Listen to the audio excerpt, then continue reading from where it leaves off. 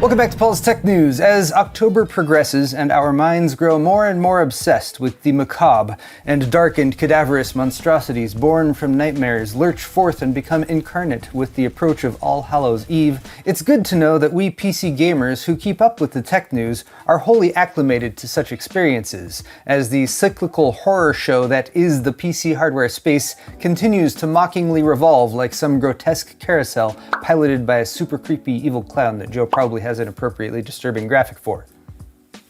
Because for every step forward, like GPU prices dropping from outrageous territory to only mildly offensive MSRPs, we take 2 steps back, like SSD and memory prices going up thanks to AI demand, while Microsoft forces millions of functional PCs to be put out to pasture by ending Windows 10 support.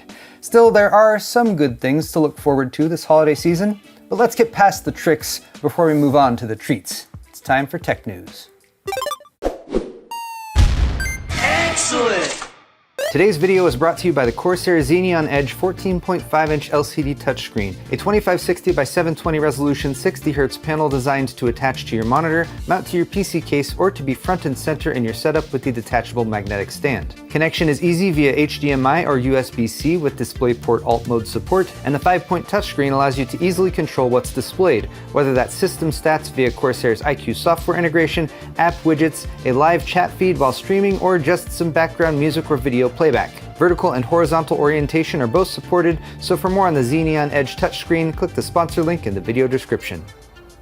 If you felt a great disturbance this week, as if millions of PCs cried out in terror and were suddenly silenced, it's probably because Windows 10 ended on Tuesday, and from my vague understanding, that meant nearly all Windows 10 PCs spontaneously exploded, causing widespread property damage and countless civilian casualties. Since a handful of unexploded Windows 10 PCs probably still exists though, it's worth noting that there is still a 1-year extended security updates option that you can choose, although it does require logging in with your Microsoft account, even for devices with a local account installation, which almost makes me suspect that this Windows 10 end-of-life thing was more about roping additional Windows users into the Microsoft account program, which gives them expanded capabilities for tracking behavior and targeting ads. But that would be silly, of course. Microsoft just wants you to turn your PC up to 11.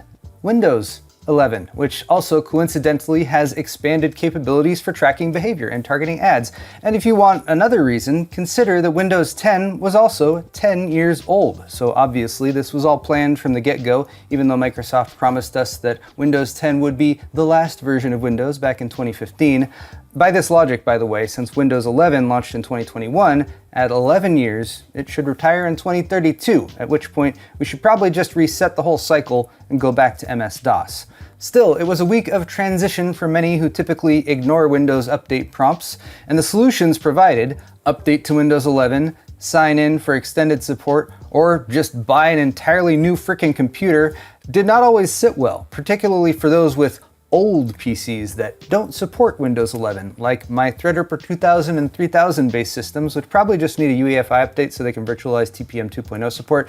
But sometimes the true solution is to simply clean install Windows 11, ideally with a local account. So good thing Microsoft just broke that tool completely on Monday, so the launcher might close unexpectedly, displaying no error message. Impeccable timing, as was the October update for Windows 11 that went live Thursday that broke local host functionality, so millions of web developers could not run or test apps on their own computers.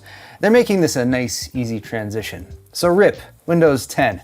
You are no Windows 7, but you'll still be greatly missed. Moving over to some hardware news, Intel's upcoming Panther Lake mobile CPUs, which should launch in January, will have integrated graphics based on Xe3 architecture, which according to earlier ARC roadmaps should be called Celestial, the successor to 1st-gen Alchemist and 2nd-gen Battlemage. Last week we discussed that they're separating Xe3 into Xe3 and Xe3P, with the P standing for plus, and either they're reserving the Celestial tag for the Xe3P architecture, which will also show up develop in discrete GPUs and next-gen Nova Lake CPUs, or there's some internal roadmap change shenanigans going on at Intel and they want to renege on the plan to continue with further Arc families with geeky D&D gamer names like Celestial and Druid, and therefore maybe they'll cancel their discrete desktop GPUs entirely so they can focus on integrated graphics for mobile parts and AI-centric chips. But this is all speculation, and could go either way in my personal opinion, so let's venture into baseless optimism territory.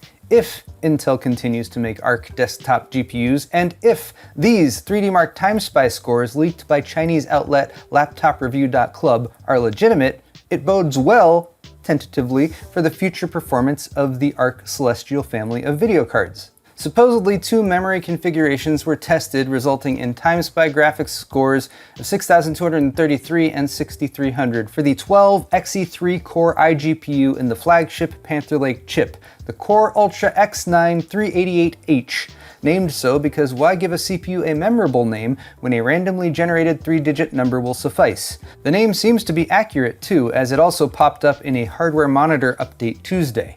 With many caveats, like the fact that this is a leak, power limits were unknown, and 3D Mark scores can favor Intel, the 6300-ish graphics score is about on par with an NVIDIA laptop RTX 3050, and is a decent 40% or so ahead of the last-gen Lunar Lake iGPU, although it still falls short of what many higher-end AMD APUs are capable of. We are being baselessly optimistic though, and Intel needs something to keep them going, so it might as well be hope, since they still don't have any major customers for their recently opened 18A fabs. Speaking of making more chips, apparently all the memory and storage makers in the world need to get on top of doing that ASAP, because AI already came for our GPUs, now it's coming for our SSDs and our RAMs too. Which sucks, because I was just saying that it's actually a great time to buy a GPU right now. I've been doing the GPU Price Watch series since March, and every month this year GPU prices have been getting better. Now, they weren't great to start with, to be fair, and I started the series up again because I wanted to see if prices early in 2025 that were well above promised MSRPs would get better, and thankfully they did. NVIDIA RTX 50 series cards pretty much all hit MSRP in the past month or two, and just this month prices for the well-reviewed but consistently overpriced Radeon RX 9070 and RX 9070 XT from AMD also dropped, now at least within striking distance of their $550 and $600 MSRPs. And this week, in another win for basic principles of economic competition, one of the best options from NVIDIA in this price range saw a big dip too. A $500 RTX 5070 listing was spotted at Amazon, $50 less than MSRP, though a Prime membership was required, and Best Buy had a $500 model later in the week as well. But the PC hardware gods giveth, and they taketh away, and so build prices seem like they'll still remain higher than they need to be due to AI gobbling up DRAM memory, NAND flash for SSDs, and hard drives, with the most recent comment on this coming from ADATA chairman Simon Chen, who said in his 3-decade tenure in the industry, he's never witnessed a simultaneous shortage of all the aforementioned components per Digitimes Asia.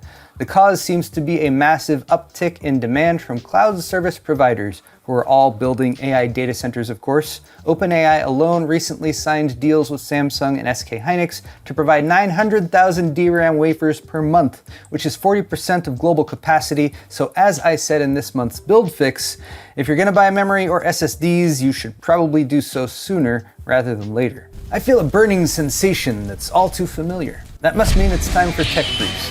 That, or I have an RTX 50 series GPU that's about to melt down at the 12VH power connector.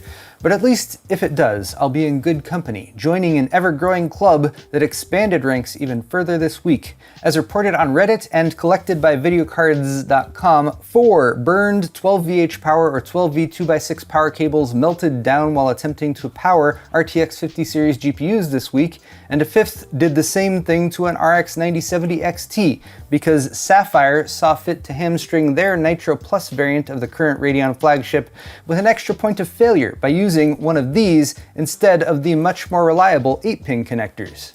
With due respect to the owners of these GPUs, it's darkly humorous that almost all these connectors sported the color-tipped upgrade that's supposed to help ensure the plug is fully seated, reducing but clearly not eliminating the chance of melting. But for many, this is just part of the exciting risk of PC gaming in 2025. If you have a 12V 2x6 connector and your PC experiences any flickering or black screens, check your plug for melting ASAP. Next, we have a fun mystery. Asetek, maker of AIO cooling solutions and rigorous enforcer of their patent holdings, has a new whale of a customer. But who? Well, it's actually a returning customer who they've done business with before, who is also a globally leading provider of high-quality computers, components, and accessories, and has historically been one of Asetek's top 3 customers. That narrows it down quite a bit actually, because it's almost certainly Corsair. Asetek was just so excited about the news they couldn't help themselves from issuing a press release though, but we'll keep an eye on the feed and see if my prediction is confirmed anytime soon. If not, I would expect a more formal announcement at CES. And what the heck, here's another mystery. As you can clearly see from these images posted to the PC Master Race subreddit about a week ago, there are big old pallets of GPUs being unloaded, and per the Chinese characters on this building, this must be in China. And per the boxes, these are RTX 5090s, but RTX 5090s aren't supposed to be sold in China. Further forensic analysis revealed that these are actually MSI GPUs. And so MSI PR got out ahead of the situation by issuing a statement saying MSI has never officially sold or distributed the GeForce RTX 5090 in China. Seems pretty airtight. Officially is doing the heavy lifting here though, I think, and the rest of MSI's statement seems carefully worded so as to distance themselves from the unauthorized distributors or resellers who they say are actually to blame. Still, that's a lot of 5090s. Seems like someone besides MSI got lucky. Because Lucky the Dragon is the MSI mascot. Speaking of getting lucky, we close today with a quick teaser of a special holiday build series that we're kicking off next week here on the channel. 3 builds. One for October, November, and December will be builded with meticulous care by myself, with Joe helping to make sure I don't break stuff. Careful, careful. You're right at the edge. And indeed, the first system for October is already well underway. Each build will also be a giveaway, and as part of the fun, we'll be promoting/reminding everyone that we are doing an Extra Life charity livestream, part of our annual tradition, with Kyle, aka Bitwit, on Saturday, December 6th. So keep an eye out for those build videos. I'm trying to make each one a little special, and mark your calendars if you want to stop in while we are live streaming. But there you have it guys, tech news for the week, and if you liked it, click that like button, or leave me a comment down below. While you're down there, all of the articles I talked about today are linked in the video's description if you're interested, and you can check out my store at paulshardware.net for high quality merchandise, t-shirts, hoodies, beer sets, and more. Subscribing to my channel is always a good call too. Thanks again everyone, and we'll see you next week.